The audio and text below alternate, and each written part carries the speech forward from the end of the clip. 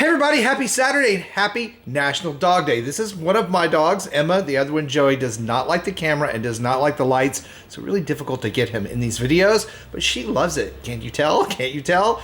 Anyway, it is National Dog Day and we're gonna be talking about what skincare ingredients are toxic for dogs, and there may be some surprises. Now, obviously, I'm a dog dad, so I'm very aware of what my dogs are able to get into, and they're very intelligent and they know how to get into a lot. And they love to give those kisses. In fact, Emma is what we would call a licker dog. She licks everything. So I have to be very aware of what products I have on my skin when she starts to lick me. First on the list is essential oils, which are very, very popular these days as alternative, holistic, more natural ways to treat our skin. The problem is natural doesn't always mean safe. So if you have pets, cats, dogs, birds, and fish, you have to be really aware of the toxicity of some of the essential oils, especially if you are using them in diffusers where they're in the air and can be breathed into the lungs of our furry little babies. Can be a really big problem.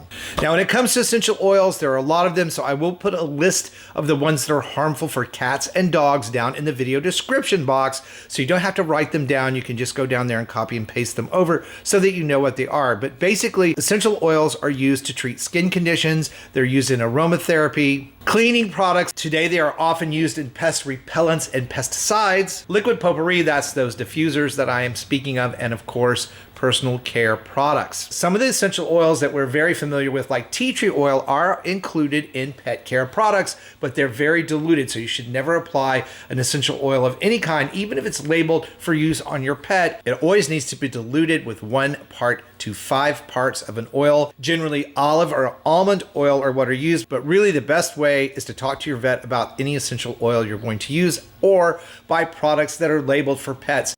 All right, as you can see here, these are several of the highly concentrated essential oils you should never use on your pet. For cats, cinnamon oil, citrus oil, clove oil, eucalyptus, pennyroyal, peppermint, pine, sweet birch, tea tree oil, wintergreen oil, or ylang oil. For dogs, cinnamon oil, eucalyptus, pine, pennyroyal, sweet birch, tea tree oil, unless it is in a formula specifically designed for your pet, and wintergreen oil. So now let's talk skincare products, because there are a lot of ingredients in skincare products that don't belong anywhere near our pets, and especially not in their digestive system. Number 1 on the list is retinol or retinoids. If you use any kind of retinol on your skin, tretinoin, which is prescription strength or over-the-counter retinol products, you need to make sure that your pets do not lick them off of you. Retinoids have been shown to be toxic, especially to dogs, so just be aware when you're wearing them not to let your dog lick you. Next up is sunscreens, and of course sunscreens, you can get chemical sunscreens, mineral sunscreens, or hybrid, which is a mix of both. And while it makes perfect sense to almost everybody not to let your dog lick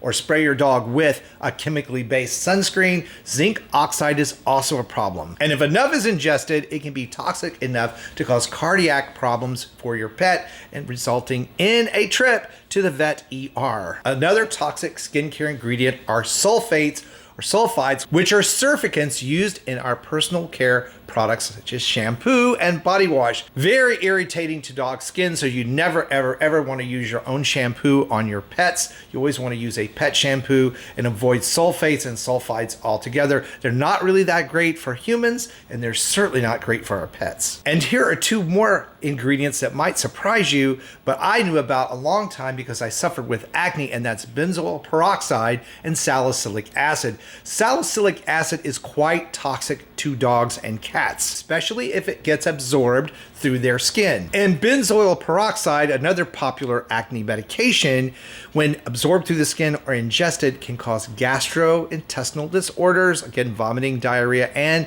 kidney issues. And then the other big skincare product to be aware of when it comes to pets are your lotions and potions. Anything you're putting on your skin contains fragrances, waxes, petroleum, even those wonderful body butters like cocoa butter and shea butter can be a problem for our pets. So it's best to keep them away from them. And again, to be aware of when you have them on your skin so that your pet doesn't lick that stuff off and get sick. Now, if the occasion comes up that you think your pet has gotten into some of your personal care products or has been poisoned in some way, there is a national pet poison helpline. This is the number right here. You might want to jot that down. And again, I will put that in the video description box along with the list of essential oils and ingredients that are both bad for cats and dogs. So you can just copy and paste them off there so that you have that information to reference anytime you need it. Now, for those of you who have been following my channel for a while, know that I'm a big pet advocate. I push for a rescue and adoption of pets. My pets are both rescues and I love them to death and wouldn't have it any other way. So please, if you're thinking about getting a pet,